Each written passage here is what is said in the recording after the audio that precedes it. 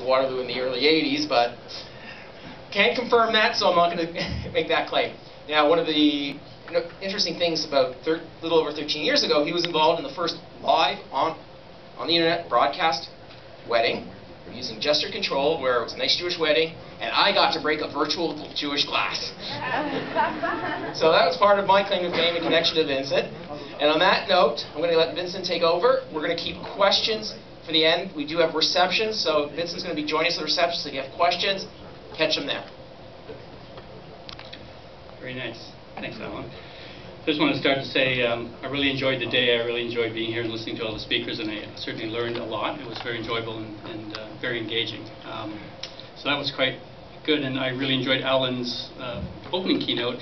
I'm kind of taking off from the same aspect that Alan talked about, past, present, and future of social media. Well, I'm looking at past, present, and future of gesture technology and as how that applies as the future of social media goes forward. So a lot of this is sort of future looking as to the evolution of what will happen with social media. So social media, the phenomenon of social media is a long time in the making. Of course, we could go back to the cave paintings and call it distant drums, but we know that would take forever. So we'll just jump ahead some 50,000 years to the time we first got our hands on personal computers. And from that point on, not only did computing power begin to become democratized, but so did media. And right away we started learning ways to collect information and share that digital information. And as our computing power evolved, as well as our communication networks, so did the nature of the types of media and information we could collect and share. Well, the phenomena of social media, the revolution that's happened in the last decade, has not just been about having access to that creation of an endless stream of information, media, and experiences that we can funnel into our lives and out of our lives and have the tools to be part of that creation. It's also been about the proliferation of computers and displays and gadgets and devices with which we can access it. If you cannot manage to get onto one of the millions upon millions of interactive network displays that you might potentially find in virtually every room of your house or in your car or where you work or in your educational institutions, then you of course can find one somewhere else, because they're proliferating rapidly at an incredible amount of speed. That might be to where we work, to where we shop, to where we work out, to where we play, to our government facilities, to our hospitality facilities, to our transportation facilities, to our entertainment facilities. There are interactive displays everywhere that we can use. That number right now is, well, including, of course, if you can get on one there, or you can't get on one, or you can't get on one wherever you are. Of course, you can pull out one of the multiple types of mobile devices that you might be carrying with you. And that total number of connected devices right now onto the internet is calculated at 1.35 billion.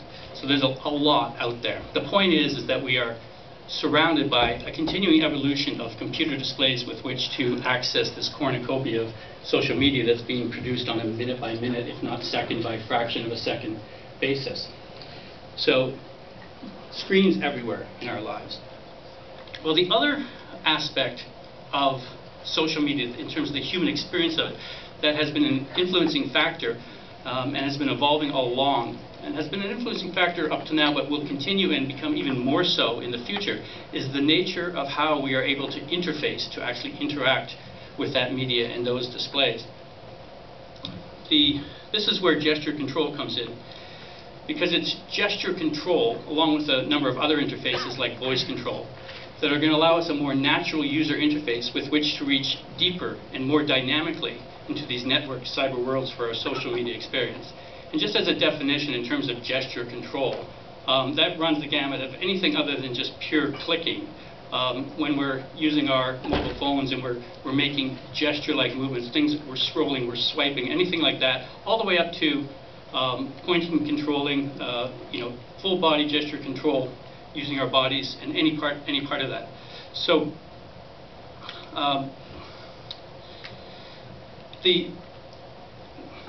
essentially the progress of gesture control to the forefront of mainstream computing has been a long and a destined journey, very much like social media. We are social creatures living in dynamic bodies that we have learned to do amazing things with. And so it's only natural that eventually we would be using our full bodies to interface with computers, or at least that's the way I saw it 30 years ago when I started thinking about it, as natural as we'd be using those computers to be communicating with each other around the world with social media. This chart of the progression of interfaces might look pretty straightforward, but it actually is not this simple. In fact, full body, immersive gesture control has come from a completely different track.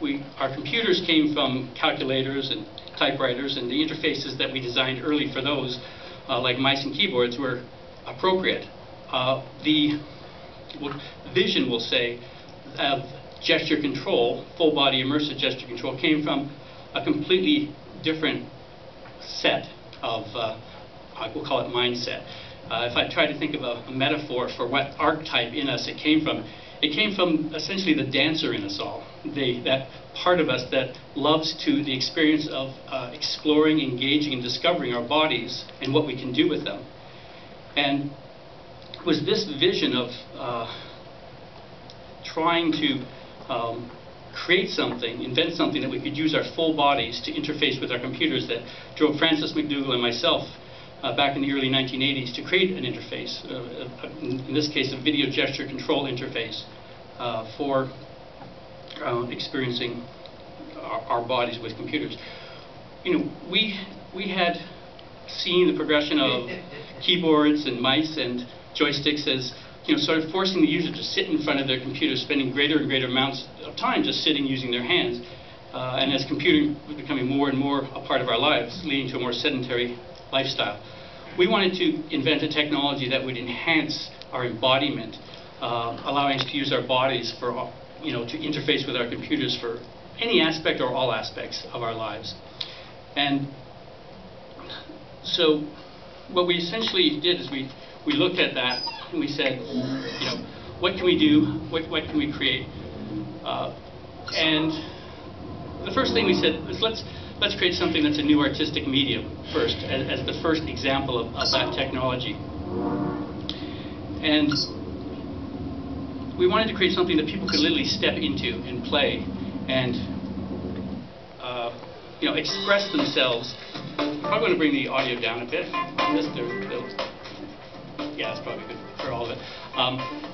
The idea that they could play and step in and express themselves as artists. And as an artist myself, and a dancer and a musician and a juggler, I was looking to create a unique new performance instrument that would allow the user to step into the virtual landscape and basically be unencumbered, not having to wear or hold or touch anything, be able to be free like a dancer to interact with the system. We thought it through, thought of the video camera as the natural interface. So we worked on that. We created something that we invented that we called video gesture control, and by extension, full body immersive video gesture control, because that's actually what we created first, putting the user right into the computer as the experience that they would have with that. What we ended up coming up with would change the nature of how we physically engage and engage physically with our computing devices. This looks a little dramatic, but actually this is one of the first applications that we created with the technology. We were very dramatic back then. So it's been 25 years now of inventing, pioneering, and evangelizing the power of video gesture control, and today we're actually starting to see that power take off. The Kinect 3D gesture camera is the classic success story in terms of this technology. Of course, back then we had to find a computer that was affordable, it could do this, was under $500,000. It took us till 1985. The Amiga computer had hit the market. With that, we were able to create a very simple version of the technology. And we started a company called the Vivid Group, which later became known as Gesture Tech. And that this initial technology would just put the user's image as a silhouette. It was the computer itself, 32 colors, low resolution. But the amazing thing was that this computer would let us do this in real time. The user's image could interact, touch things, they would react instantly in real time. And that was the most important thing, because not only were you interacting with it, but you were on the screen and you saw yourself, you wanted to see that things reacted. Of course, that's still important today for all technologies. Well, we got lucky. Soon we were leading-edge interactive multimedia artists doing hundreds of installations around the world in galleries, media festivals, museums, science centers, world expos, and even being heralded by the Smithsonian Institute in their new Information Age Gallery in 1989 as the final installation of the future of computer interfaces. They were quite smart back then. But it was actually a networked system. In other words, two different locations in the Smithsonian, people could step in front of monitors and see each other and step into the same virtual world and interact with each other. It wasn't over video conferencing, it was just like long lines. But it was essentially foretelling what, the nature of what the technology would be. Well, it took us until 1991 until we had a fully dynamic virtual world system in which we could track all aspects of the user's body. There's each part of the body, the angle, speed, trajectory with which it was moving, and be able to map that onto the virtual world so it reacted accordingly. So now people could touch things, but they could also push, pull, pick up, bounce, throw objects, all while being able to navigate the virtual world by just leaning in the direction that they wanted to travel in. Well, this ability to track the user's speed, agility, and flexibility led to a proliferation of immersive video games. And very absorbing, very engaging, very physical, and people really loved it. People got lost in it. So it's this same initial video gesture control technology, these strange, immersive video games, and essentially the 3D gesture control 3D technology using 3D depth cameras that we invented in 2000 that are the basis of the Kinect 3D gesture camera that we're seeing today, and the second generation of these types of applications that are now coming to the market. But this is all just sort of still a glimpse of what's going to come in the future. We were able to get the worlds of fitness and physiotherapists to see the potential of this for physiotherapy, for exercise and fitness. And we created a division of the company that continued to invent and pioneer in virtual fitness and in rehabilitation. And there are well over 500 different installations of this technology being used in hospitals and all sorts of different institutions around the world that are essentially engaging people and getting them incredibly physical and fit. Well, these types of applications are already showing up on the Kinect today. We're seeing all sorts of different applications in which we engage the user's body. And the interesting thing about this is that the other thing that we're doing is we're also getting the metrics. It's exactly what you're doing. The video gesture analysis is also saying what was the angle, speed, and trajectory. And all this information can be fed along with what you're doing. So, a lot of what we'll be seeing in the future as we develop our virtual sense, in other words, our ability to step into a virtual world and get our sense of coordination and dynamics. Today we see people posting videos on their social media sites in terms of the feats that they're accomplishing in the real world. Well, in the future, you're going to be seeing people posting feats of what they're accomplishing in the virtual world. But along with that, of course, will be all the metrics in terms of exactly what they were able to do. I was able to use the technology myself to become the world's first virtual reality performer. So, starting from 1986 onwards, I basically was able to take audiences around the world on journeys through virtual landscapes, playing and dancing with the animation. That's me. And playing music on unique virtual instruments. Essentially, it was like performing inside of a live music video where I was making the music live, actually though, on the video elements. And this sense of being in and interacting in the virtual landscapes and essentially virtual sets, this will end up being the types of YouTube and other video postings that people will be creating in the future. The idea that we can step into a virtual set and that we can either stream it live or record it.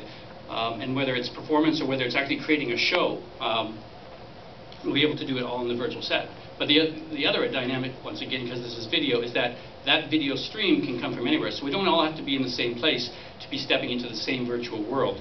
And this original idea of the importance of being able to bring people together to do this experience in the virtual world was something that we saw right from the beginning. And we took the power of video gesture control in virtual worlds along with teleconferencing, and we merged them together so that people could come together in the same virtual worlds but interact with each other from around the globe, be able to see and talk to each other, FaceTime, but at the same time, playtime or business time, or whether it's in a conference room or whatever it might be, but basically having control of interacting with the graphics all together or navigating worlds all together. Started off back actually in 1989, once again, using satellite hookups, and there was a lot of delay, but eventually by 1999, we were using the broadband internet to bring people together in literally in real time over the web so that people could see and meet each other for all sorts of different types of applications. And the implications and applications of this sort of type of experience will be enormous as the World Wide Web builds itself out into a three-dimensional universe that we all end up using as something that we enter as a portal to spend time, in our daily lives doing our various activities, whether it's shopping or, whatever it is. It's the visualization, the making real of a 3D world in which we can enter. Well, this sort of dynamic as the future of social media experiences that we experience live within the media itself, live immersed in it, will come to pass. We also have seen Second Life come and go. It's one thing to have an avatar, to push it around with your mouse around the screen. It's another thing to either show up completely live or to show up inside of the avatar, where the avatar does everything that you do, and you can pick things up, play with them, interact, all be able to have control of all aspects of that virtual world at the same time, and be sharing that together. At some point in time, someone will create something dynamic enough that that Second Life type of experience will reemerge, but as something far more dynamic, far more engaging, far more fun, far more social. So we ended up in about 2000 getting to the point where we wanted to sort of extend this technology and do all sorts of different things with it. We wanted to take it to other markets. We wanted to bring it into consumer products. We got lucky. We had an investment group that was put together by essentially a gentleman named Bob Goodell, who was David Bowie's manager, who brought in David Bowie and the business music managers for the Rolling Stones and U2 and Sting, and they were the excellent angel investors you want to have. They really believed in the technology. They let us create all sorts of different applications. In this case, for Weather Services International, for interactive news sets and TV sets.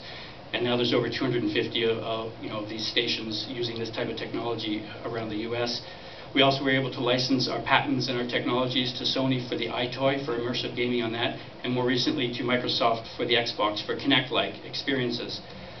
We were able to work with Hasbro, creating an educational gaming toy that essentially let children step into their TV cartoons with their favorite characters like SpongeBob SquarePants or Blue's Clues or Dora the Explorer, and be able to interact for their learning experiences, be able to do their reading, their writing, their math, their pattern detection. And it was the perfect technology because this took the natural dynamic that children have of wanting to be engaged and be physical and get active, and it played totally into that experience.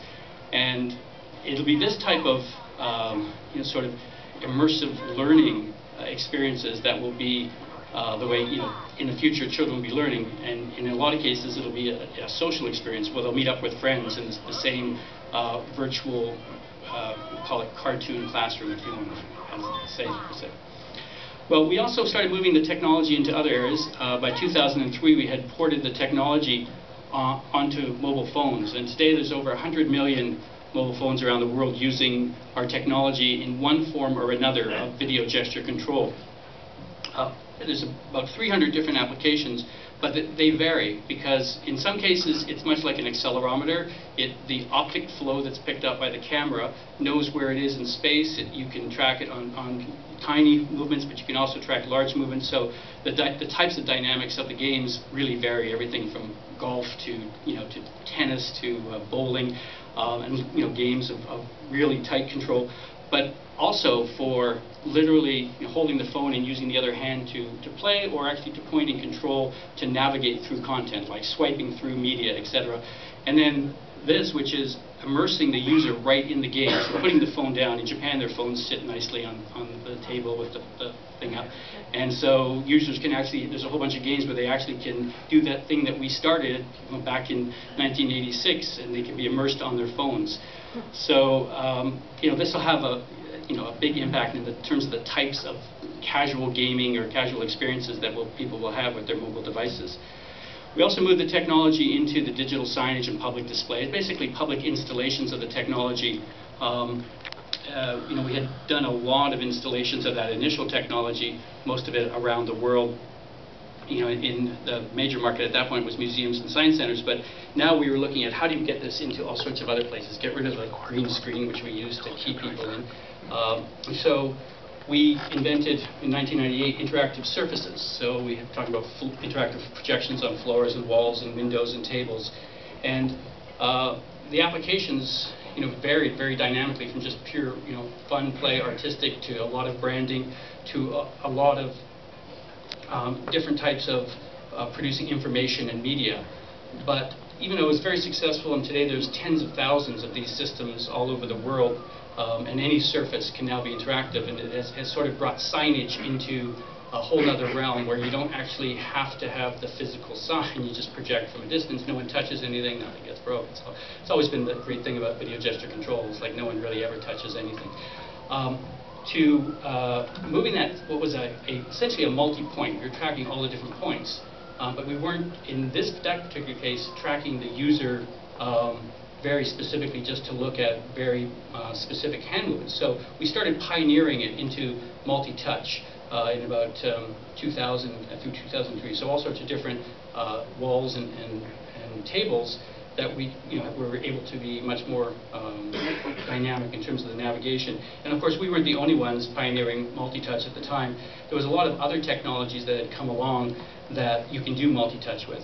And that's a lot of the reason why we're seeing such a success with the proliferation of interactive digital signage in public spaces and touch screens on all of our devices. It's because there's all sorts of different ways of doing it, and it's all these different ways are appropriate for different environments and different situations and different things you're trying to accomplish. But that will continue to evolve, and all sorts of devices will continue to evolve along with that. Luckily, though, back in '99, we had created this other way of doing it, which was to point at the screens from a distance and get that same control. And that was a really important thing, because cameras are the only thing that can actually do that at this point, is to be able to look at and get the gestures of people.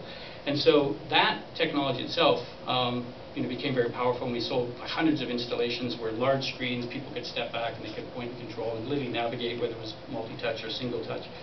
But a lot of what the evolution for ourselves and for other companies has been to sort of combine technologies together, especially in public spaces, because it's just like social media. It's all about engagement and dynamic experiences.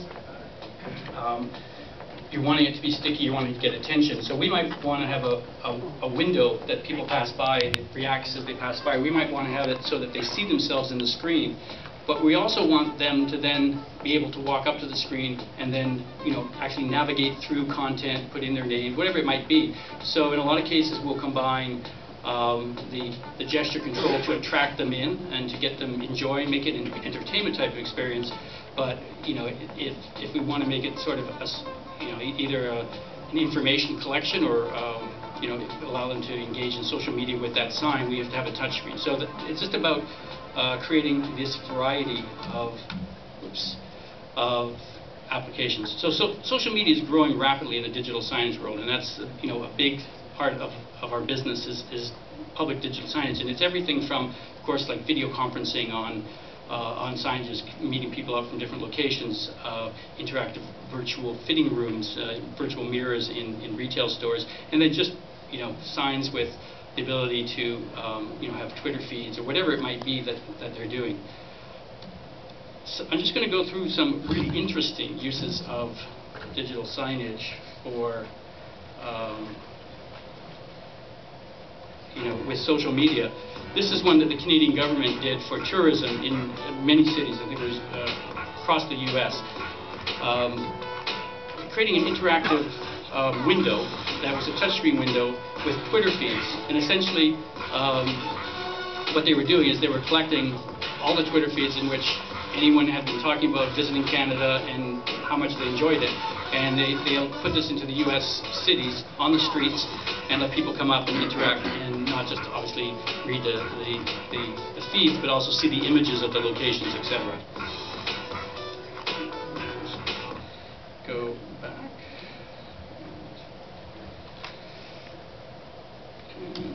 So this is the New York Visitor Center. We delivered 3 multi-touch tables with object recognition on them using Google Maps. So people could walk into this, which is in Times Square, put their disk down on the Google map where they wanted to search in Manhattan, choose whether they wanted restaurants or hotels or theaters or whatever. Up pops from Google all the information that's there on all the let's call it the restaurants in that area. They click on the ones they want. Up pops images, reviews, menus, whatever it might be. They can move all that they like into their folder, which of course is being carried digitally in the back room with this disk, and then they walk up to a big huge screen, put it down, and it gives them a fly-through through using Google Maps 3D through Manhattan to the locations that they've chosen. So they actually get a little wayfinding experience in real time. And of course, when they leave, they take all that on their mobile phones as well. So that was sort of a good combination. This is something for Sprint, in which we used 3D cameras. This was about 10 years ago, no, 8 years ago. 3D cameras attracted the user. As they walked around, everyone in 3D space was picked up, and a number would float around and call this number. When they called the number using, in this case, Megaphone, I think it's called, as the interface for allowing them now to use their phones to control the wall. But they had all sorts of different information they could pull out. There was news feeds, there was airline schedules, there was weather, there was Twitter feeds, there was all sorts of different information that they could choose to click and pull up, and all sorts of different people could be doing it at the same time. Plus there was a more sort of general social thing if they wanted to use the wall as a paint palette. You can see in the bottom there where pressing different buttons, everyone is driving different paint sort of swashes, I guess we'll call them, and or music, so that if they could bring up the music app, and then everyone could choose to be bringing in different instruments and what volume they'd be at, and they had hundreds of choices. So it was a really engaging sign.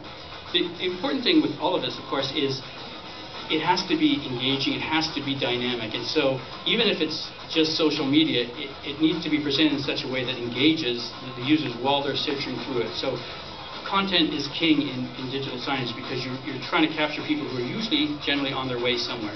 So it's very important to have things that are very interesting to experience, and of course are natural, and let them engage in ways that they hadn't before. This is a really interesting application of Twitter feeds. This was a beautiful, as far as I'm concerned, piece of art, where for Intel, that this was set up where all the different Twitter feeds that were running live, they were pulling all the images and putting those images onto these blocks. And you just walked up and you looked at a block you thought was interesting, touched it, and bang, the Twitter feed pops up. And this, we'll call it a sea of blocks in the background, could be completely reconfigured so that you could pull back, and you'll see here where you're seeing waves of it, and you could actually pull it back even farther and see way into the distance. So it was a beautiful sort of way of delivering, an engagement with social media. So the most important technology that we actually invented was in 2000, and that was the use of 3D depth cameras to get a 3D depth map of the user and track their movements in 3D space.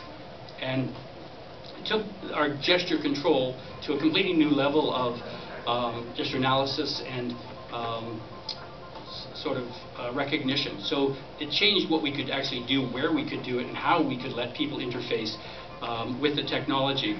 And we were able to use this for many clients. We did quite a few installations in the last 10 years, but of course the problem has been the cameras started at $20,000 10 years ago, and they've been coming down in price, and it really wasn't until the Microsoft Kinect 3D gesture camera hit the market that there was even an affordable camera. So we had high-end clients, and we did a lot of high-end things for them.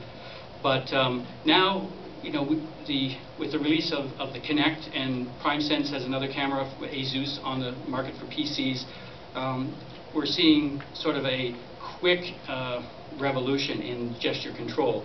18 million Kinects sold within a year and a half, and there's a whole bunch of other manufacturers on the market ready, coming to market for the PC, besides Microsoft releasing it for the PC.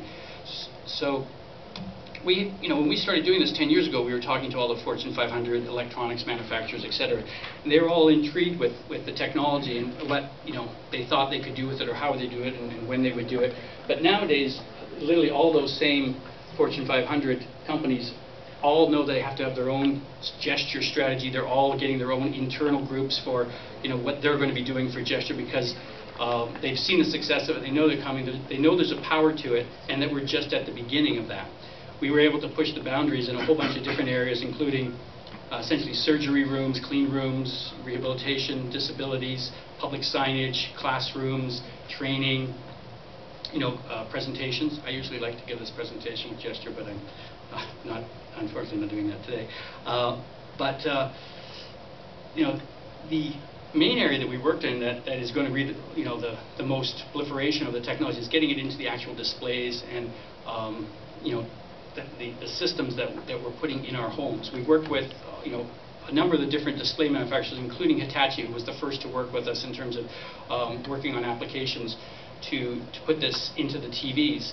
And they weren't thinking of just letting you sit on your couch and get rid of the remote and control the TV channels. They were looking at the whole smart home. So in other words, controlling your temperature, controlling your lights, controlling your appliances, answering your phone, surfing the web, controlling social media. And the other great thing about it is though you'd think, well, that's going to do a lot of sitting and doing that, but of course this whole technology allows you at any point in time to get up and do things and get far more engaged. But if you just think through in terms of the nature of navigating social media in the future, you just have to think of Tom Cruise in Minority Report in terms of that, the way he was able to go through his videos as just one of the dynamics of that. Well, these manufacturers aren't just thinking of this as something that we're going to do on a 30, 40, or 60-inch TVs in high def or 3D. They're actually looking at whole portals in our houses, in our homes, or in our offices. And they know the technology is going to be cheap enough for them to do that with either projection or flat screens. And they're seeing these portals as, these displays as portals into other worlds that will use 3D gesture control to be able to interact with. And of course, the things that we'll be doing with them will be, life-size meeting of other people, whether we're doing a, shared virtual clothes fitting with our friends. There's a great company on the market now that has this whole Tri-Mirror, they're in Toronto. Great use of the Kinect to completely track you and find your perfect dimensions, to put clothing on you that has really nice flow. So it's coming rather rapidly. Virtual classrooms, virtual conference rooms, and just a whole slew of types of applications that we can meet up with each other and sort of meet eye to eye, share a smile, share our social media experiences. But we've also been working with a lot of the mobile device companies, the tablets and the laptop companies, and the phones. Obviously, it's not happening this year, but soon we're going to start seeing 3D gesture control coming to our mobile devices. And it could be the types of things that we're seeing with the Kinect, which is either a time of flight or a structured light sort of infrared, but it could be other technologies. There's other ways of doing it. Stereo ultrasound, stereo resonance of picking up our heat or our electrical charge. There's all sorts of ways of doing this, and basically they're going to find the cheapest way, because in this case all they're trying to find is you right in front and what you're doing in close to your device. We've been working with the car manufacturers, Ford and many other companies, to deliver them gesture control in the cars, to control the dashboards, to control our mobile devices while we're driving, so that we can focus on the road and just do gestures off to the side. But we've also been seeing this sort of proliferating. There's a lot of people working on this now that the Kinect is out. A lot of people getting a hold of it. Work on robotics, CAD/CAM, 3D design, flying helicopters, literally, sort of toy helicopters with cameras on them. So, our videos that we'll be producing will be literally, where we flew and video of what we saw, today with our gesture-controlled flying toy helicopters, that kind of thing. But what's happening is there's a lot going on. There's hundreds and thousands, I guess the word would be better, thousands of applications that are being created right now because Microsoft hasn't actually released it officially for PCs, so everything that's being created and the things that are being done for the other cameras are just all starting to come to market now. We'll see some of them very soon because Microsoft's going to bring it over and be official on PCs. But yeah, there's a whole dynamic to what is coming. Now, I just want to show this video because, to me, it's taking it too far. This is a joke. This is essentially someone's concept, of social media, gesture control gone mad in the future. That's cute.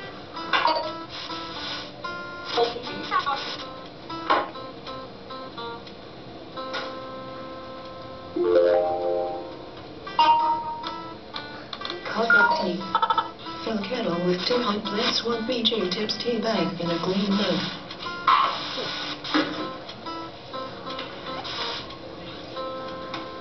Good. Now get the skim milk from the refrigerator.